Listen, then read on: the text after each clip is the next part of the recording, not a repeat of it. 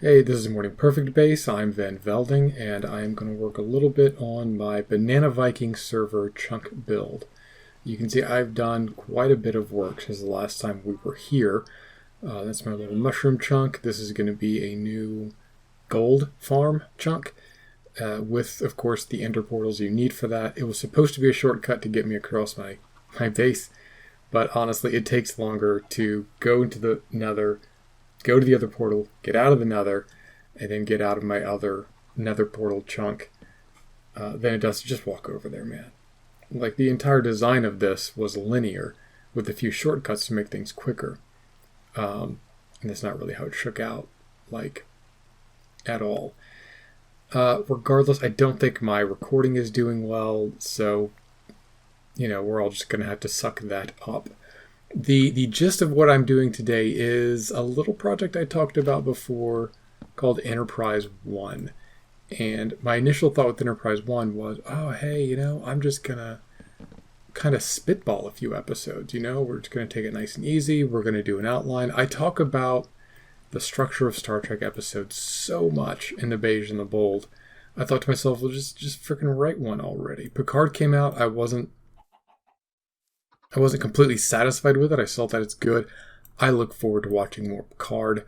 I think within a week or so, give or take, I am going to be giving a full first thoughts on Picard's first episode or first two episodes if it takes that long to kind of get my thoughts together on that.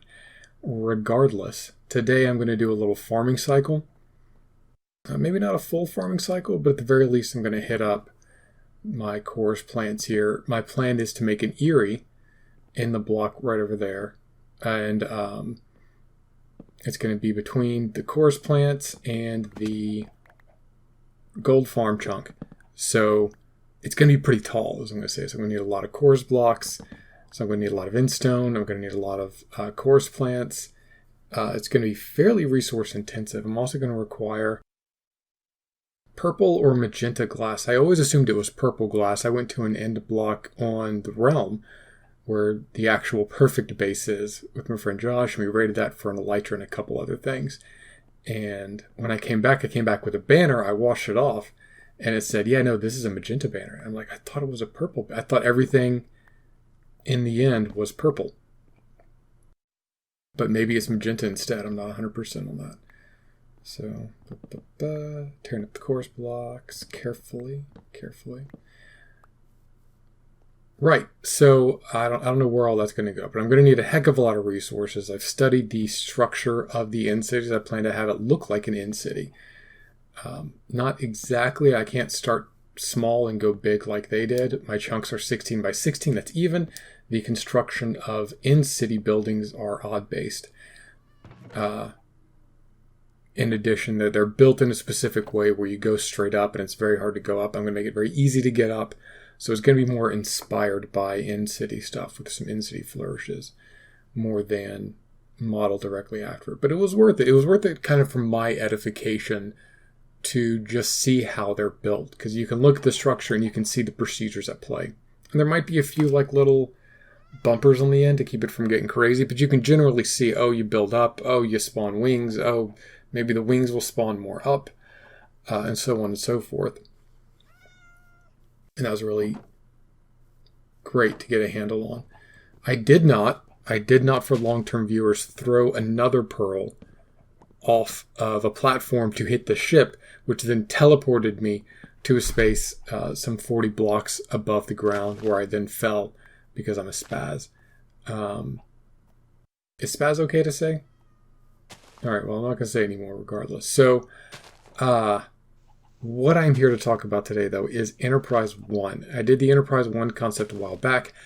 Everyone from Star Trek the original series, TNG, Voyager, DS9, they're all alive. They're all on the crew of the Enterprise. I mean, not everybody. Like Jake Sisko isn't there.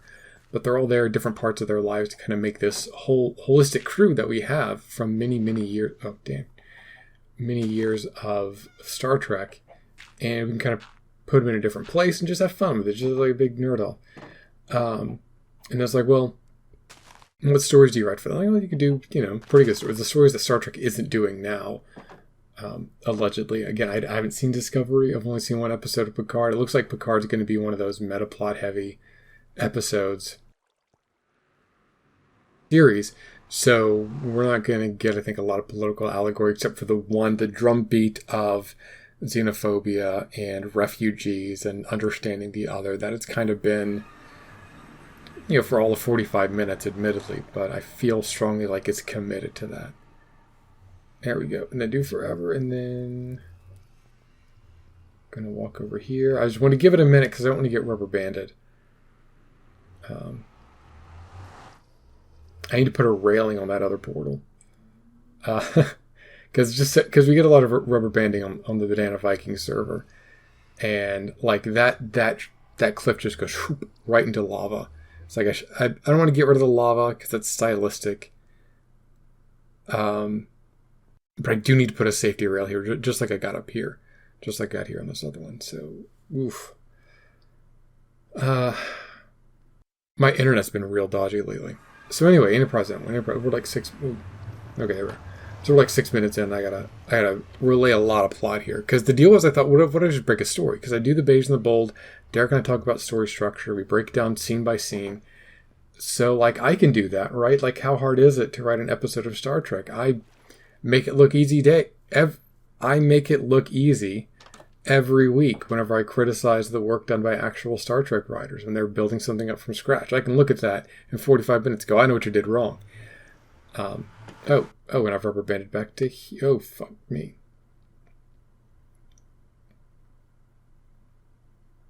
Maybe I can't record today. So now, obviously, I like to think that there's a certain amount of knowing arrogance in that. Our criticism tries to understand the limitations of time and knowledge that these people had, the perspective of their time, and the demanding production schedule of television. Regardless, this is the first episode of Enterprise One. It is basically an outline. I ran out of time because I want to make these things regularly.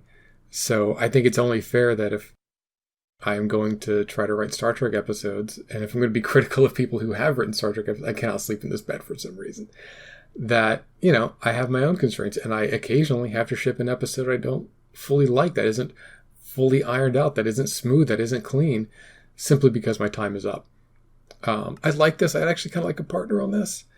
It is very hard to find someone that I think I could back and forth with who's on the same wavelength as me with regard to Star Trek, who's willing to break a story. But it's still easier than researching actual news. This is also kind of a news outlet. At the bottom of this, I'm going to have different articles that I looked at and I said, well, I want to talk about these articles. Well, how do we talk about these articles in an episode of Star Trek? So what does that look like from the ground up? Anyway, I do want feedback on this. I really liked my previous Project 1919. That was a little experimental. I liked that. I really wanted feedback on that. If you haven't seen the Project 1919 videos, I'm going to keep going on about them. I don't think they were the greatest thing I've ever done. I should be taking damage from that cactus. I'm waiting for that to catch up with me. There we go, finally. You can see some of the more changes I've done. I'm not really interested in doing a tour kind of until the whole thing is done. And I've kind of completed the simpler constructions. And I'm not going to do a full tour until I get the major constructions done. And one of those is redstone. Like, what does a redstone build look like? Anyway, that's on the drawing board. Star Trek Outlaws. So the Enterprise goes to a planet. They want to help them with the terrorism insurgency problem. We do teaser, right? Teaser first. All systems normal. Captain Kirk, Commander Sisko, Technician Jadzia Dax, Junior Technician Chakotay, Senior Chief Worf, and Crewman Paris are in a shuttle. Worf should be higher up in that. He should be before Jadzia Dax. I think he got up there just because I had to shuffle some shifts around, and Worf ended up being a Senior Chief. Regardless, Crewman Paris, they're all in a shuttle. They are headed down to the planet of RAL. They are in dress uniforms. Chakotay is given details on the planet. They've been part of the Federation for a year. They don't do a lot of travel out. They do some travel out. It's a two-tiered society, which is admitted They have relations with the Federation. Sorry, I do need Bs. That's just a reminder for me to get Bs. Under a special waiver, despite having a two-tiered society. The top of the list of items to discuss are some security issues. They're going to land in a city called Dorelis. Most of our action on the planet is going to take place in the city of Dorelis. Oh, shoot, it's not the capital. See, my notes are better than I remember. Not the capital, because these people want to spread around the honor of a visit from the Federation. And the crew is currently reviewing a request for security assistance. Jadzia sets him down on the landing pad, and alarm goes off. We cut to black. Kirk wakes up in an RAL hospital. He's injured. His uniform is in tatters, of course. Dr. Crusher and Chief of Security Kira Nerys are beside him. He asks about the away team. They're fine.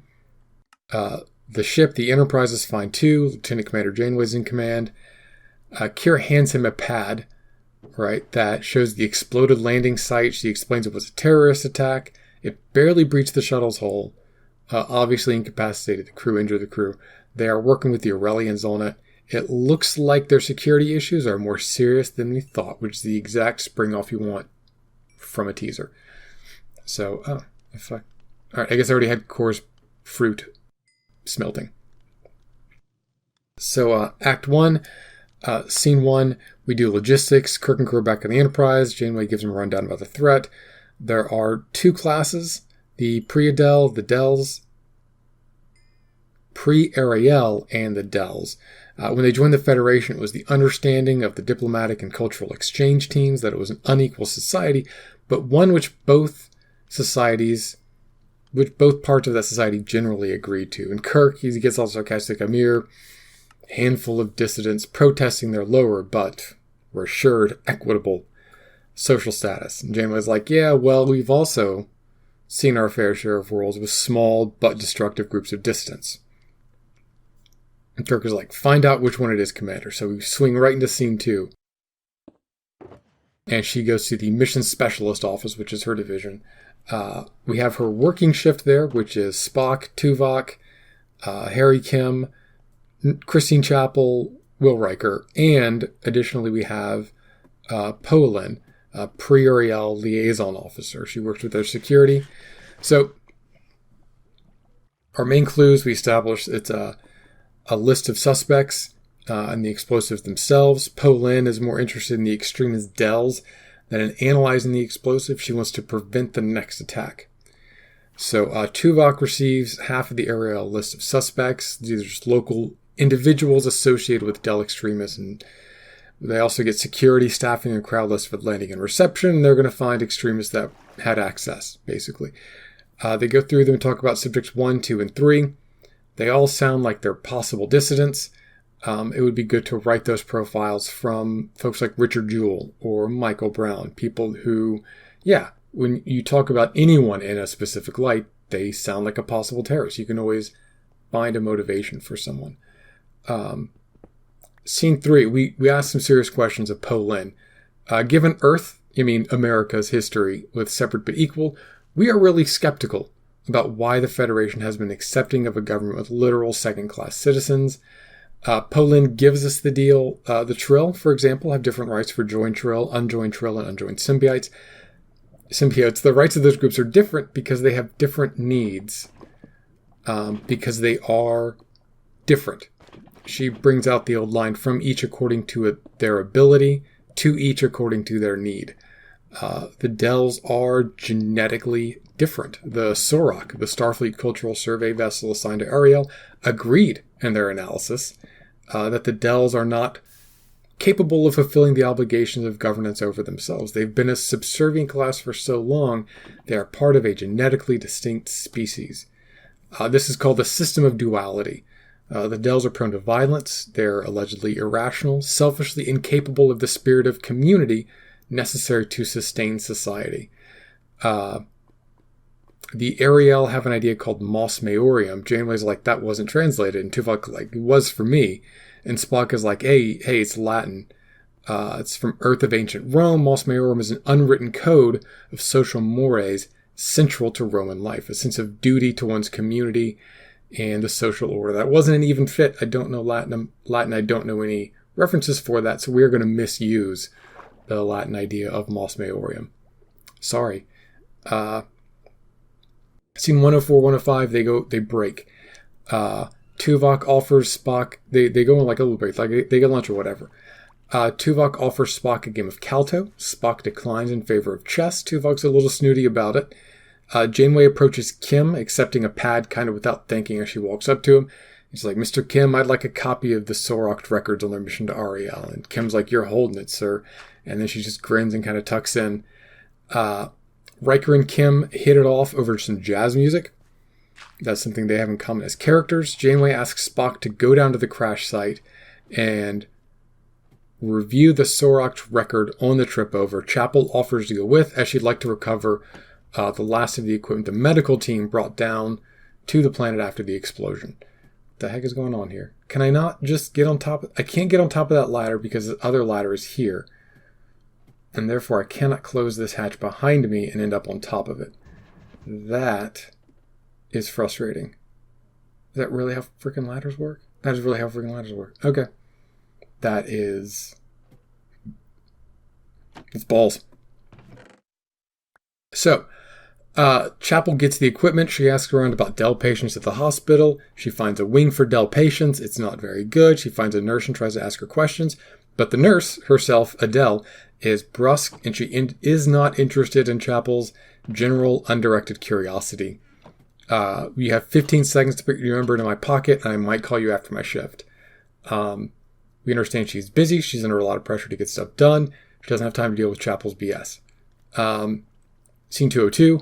Back on the ship, Janeway, Tuvok, Kim, Riker, and Pauline reconvene. Tuvok checks the storage for the stage and the platform construction, right, for their shuttle's arrival. And he finds someone on the suspect list who had access to that building. So Pauline dispatches a team to investigate. Chapel rejoins... ah, damn it. Chapel rejoins Spock, who identifies the explosive components and the general construction of the bomb, technical IED stuff. Chapel asks if it indicates any local polity or group, and Spock, this is just a personal take this, but, he says bombs are made according to the proficiency of the bomb maker, the goal of the bombing, and the available materials. In the presence of a society with replicator, explosives by state actors wouldn't vary much except in their purpose. Chapel rolls her eyes at the Spocking. The bomb, however, does conform to expectations from a civilian insurgency, unreplicated materials made with the goal of destroying a civilian shuttle. However amateur the bomb itself, though, the triggering mechanism is unexpectedly sophisticated. Not unbelievably so, but unusually so. They're called by Janeway. She wants them to accompany the Ariel investigation team in questioning suspect number 1. Back on the ship, we go down the path of Dell organizations for associations. Group 1 and Group 2, and the individuals associated with it. We find someone who's been to the same meetings, the same buildings, the same internet forum posts as the first guy. High levels of correlation connect these two people. The team finds a possible accessory, and Pauline would prefer that a team of Ariel Federales or anti-terrorism units or whatever goes down. One is a couple hours away. The shuttle would be closer. She suggests maybe her team could use the shuttle. Janeway prefers to go with just the Federation team. So as soon as the operation is done, in the city where the terrorist attack happened, she's going to go ahead and question the suspect. And we get a throwaway line about how, oh yeah, no, that operation is not going to tip off suspect 2 here. So we get a little segue. The operation's starting, and they're going to monitor from up on the ship. So our Ariel investigation team is actually a SWAT team. It's a SWAT operation on a small community house where suspect 1 lives. Chapel and Spock are wearing local bulletproof vests and safety gear. They're staying towards the back, and there's an MRAP there. So we get the lines from the team. Hey, they have no idea we're coming. We've been training on this since the incident. We will have complete control of the situation the whole time. That kind of stuff where the SWAT guys kind of tell Spock and Chapel how totally on the ball they are about this. So they whip around a corner. They storm the community house. As the SWAT team breaches the house, they give instructions that no one can understand. instructions that are drowned out by other breaches. There are gunshots happening. It's pandemonium. Spock and Chapel are close, but not too close.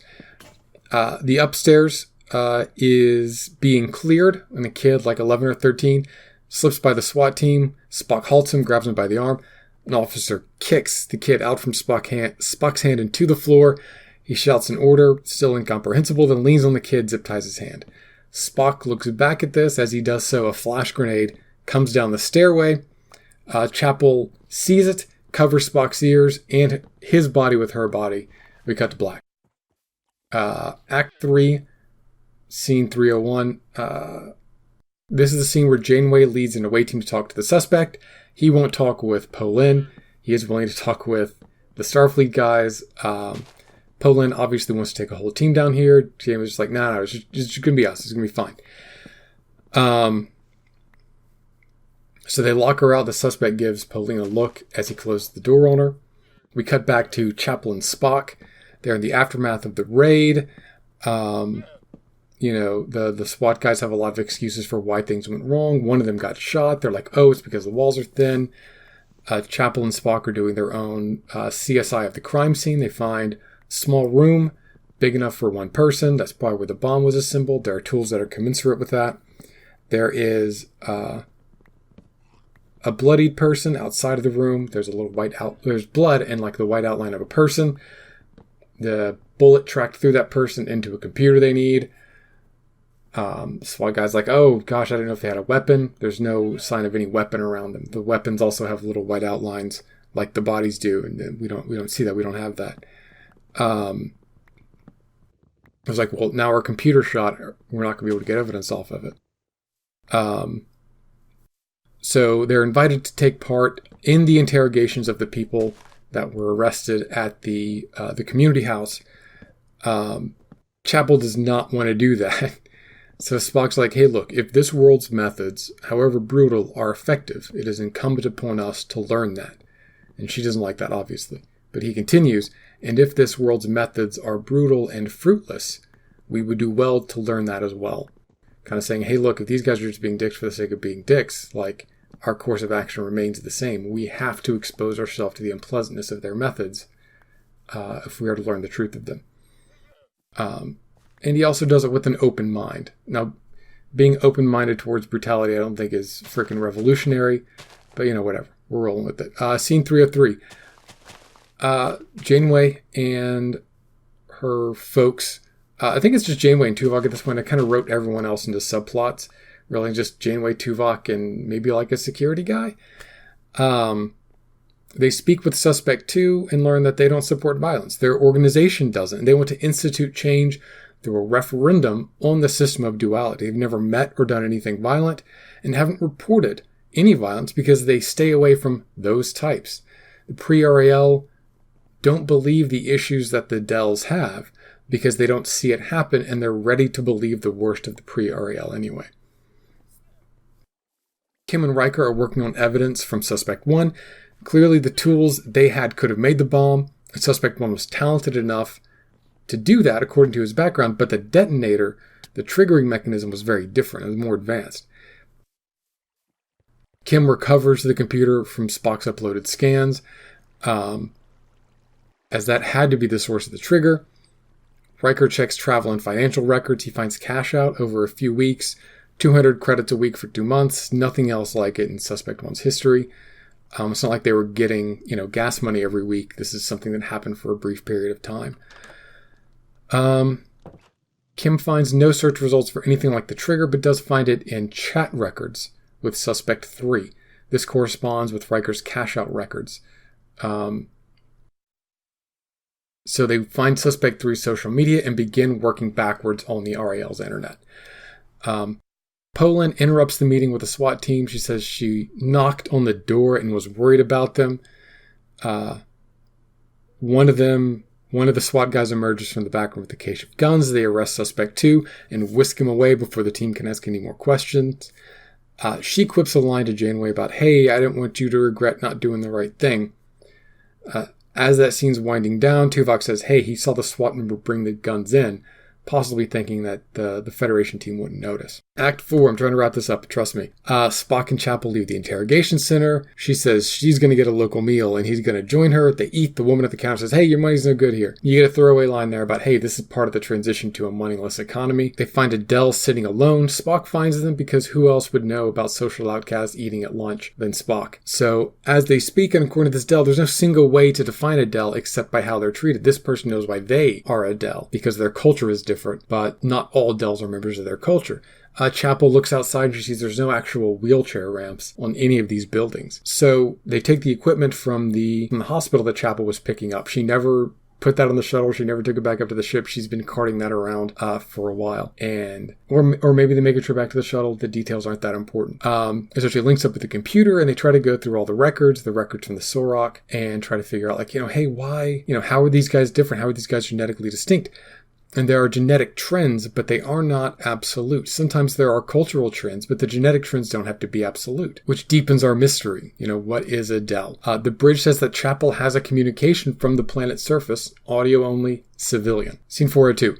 Kim and Riker put together that an accomplice of one of the suspects who was radicalizing people was actually a government agent. They look at the relevant individuals. Suspect 3 is not on the suspects list for some reason. They find him on social media, though. They find him on counts of a few of the more successful Dell extremists. Not all of them. There are a lot of Dell extremists out there who he is not associated with, this guy, Suspect 3. They look for him in public records. They find the different social media accounts and the people in them on public records, but they're all, Kim looks at it and he's like, it's all kind of the same. He's got a history, but nothing extraordinary. And so he runs a reverse algorithm search, and it's like, the history of all these guys who look like the same guy who are associated with Dell extremists, those backgrounds were algorithmically created. I can make that algorithm for you. So Riker's like, hey, we've been checking criminal records, we've been checking civilian records. What if we checked the security office's employment records? And boom, they find him. So, scene 403. Spock and Chapel are in a cafe with the nurse.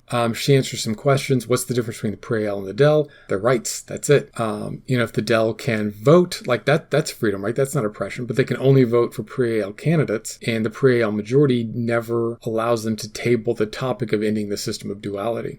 Chapel's like, hey, the Dell are violent, though. We've seen that. And so the nurse is like, hey, look, you've also probably seen that the Pre-RAL are violent. They wear uniforms and act on policy created by Pre-RAL politicians elected by a Pre-RAL majority. That doesn't make it non-violent. It's a more formal way of criminalizing Dell dissent. And Spock, kind of gives us our line. If violence is on behalf of the Pre-RAL, it is Pre-RAL violence. And, it is a system designed to seek justice, but what it really does is it creates justice for the Pre-RAL who believe in unquestioned control of the society. So Spock and Chapel return to the ship. They run to the RAL leader, telling Kirk and Janeway they want to hold a press conference. They want to do the standard. Federation will provide security assistance going forward against the Dell extremist. Poe Lin offers Janeway a chance for Starfleet to save face. Oh, you were talking with a terrorist while he had a room full of dangerous weapons, and here you can look like you were part of this effective operation to get the guy who made the bombing. Spock and Chapel are like, hey, Janeway, we got something important here. Kirk and Riker come up with their hunch. They kind of join in. Everybody reconvene. The team reconvenes. Like, we split up, and now we're back together. We're going to do some truths. Janeway briefs Kirk on our high points. Like, we don't necessarily need to exposit all of that we know. Janeway can give us our conclusions from the data to Kirk when she briefs him. So Kirk is like, let's give you those high points. The Pre-Al have been creating their own dissidents by classifying advocates for political change as terrorists. Dell doesn't mean anything. It's a broad category for disabled peoples and minority cultures. Any sort of cultural outliers are considered Dell. There are genetic trends, but there's no genetic biological definition of a Dell. Even worse, the Pre-RAL have been enabling terrorist attacks by the Dell as part of their security services' desire to get rid of Dell extremists, but they've also been empowering them to create the threat and to get rid of these guys. So the senior staff assemble. Kirk says he wants to go down there and demand a referendum on the system of duality at the press conference. Scotty and Picard stumble over each other to remind him that would violate the hell out of the Prime Directive. Sisko says it's the moral thing to do if it would get a referendum to happen. If anything, the Pre-RAL might declare the away team a security threat, more interested in ending the system of duality for our own ideological purposes than in actually helping the RAL society. Kira says nothing. Kirk has to ask her point blank because it's not her deal. It's the Federation deal. She's a Bajoran exchange officer. And she's like, hey, look, man, Starfleet rules are Starfleet rules. But if this was my ship, I wouldn't leave this planet until the system of duality was gone. So we go to the press conference, obviously, because that's the most dramatic way to get our answer. Press conference begins. The suspect has now grown to someone who is in a possession of a house full of weapons and bombs. Janeway gives a speech about outlaws. Those who are subject to the law must enjoy its protections. There are no exceptions, no matter how technical, how implicit, or how undocumented. The RAL have fallen prey to a politics of identity, but not the kind that they claim. It was the moment the pre-RAL, with their power and their influence, separated themselves from the Dells.